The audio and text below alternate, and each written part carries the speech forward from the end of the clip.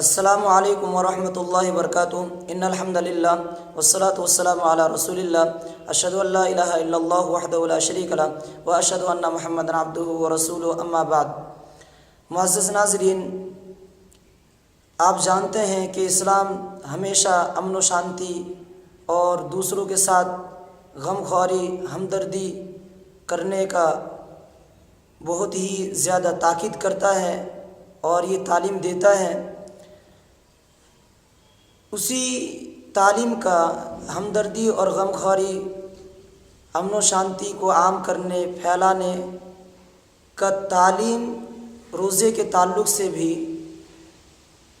اسلام نے دیا ہے۔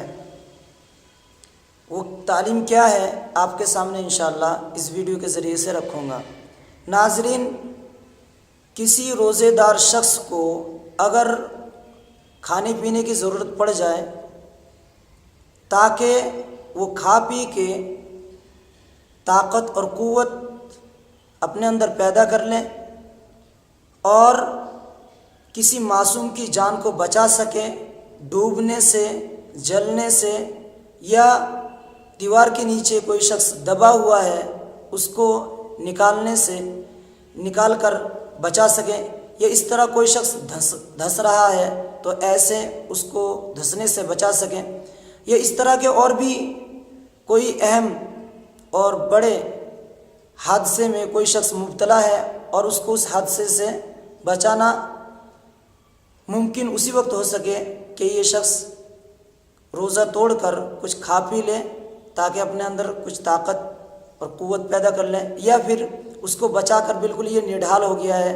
تو اب ایسی صورت میں وہ روزہ توڑ کر کسی شخص کی جان بچائے۔ کسی ایک شخص کی جان بچانا ہلاکت سے یہ واجب ہے، اور جو بندہ ایک شخص کی جان بچاتا ہے گویا کہ وہ پوری انسانیت کو بچاتا ہے۔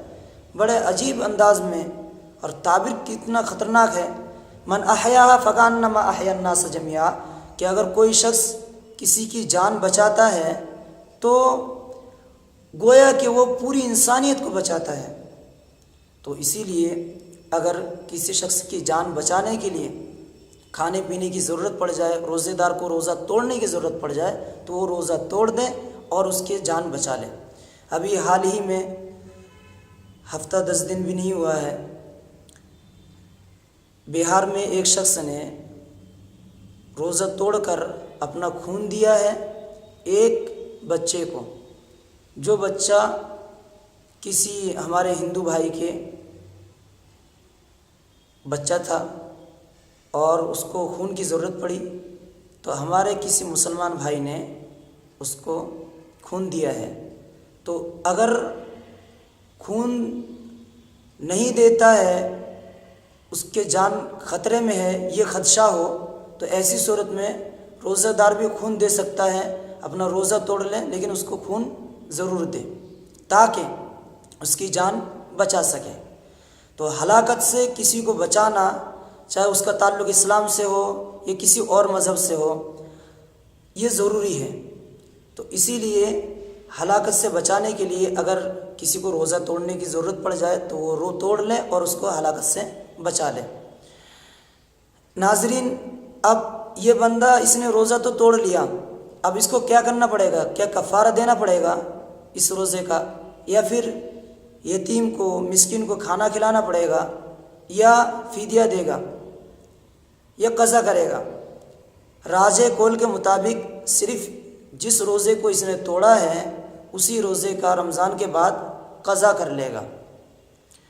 مزید تفصیل اور وضاحت کے لیے آپ علی بن سلیمان کی کتاب الانصاف اور اسی طریقے سے محمد بن صالح العثیمین کی شرح الشرح الممتع میں دیکھ سکتے ہیں، بڑی وضاحت اور تفصیل کے ساتھ، اور بھی کئی شکلیں، صورتیں انہوں نے اس میں ذکر کیا ہے۔ بڑی اچھی اور مفید باتیں ہیں، آپ اس سے استفادہ کر سکتے ہیں۔ اللہ تعالی ہمیں قرآن اور سنت کے مطابق زندگی گزارنے کی توفیق عطا فرمائے۔ السلام علیکم۔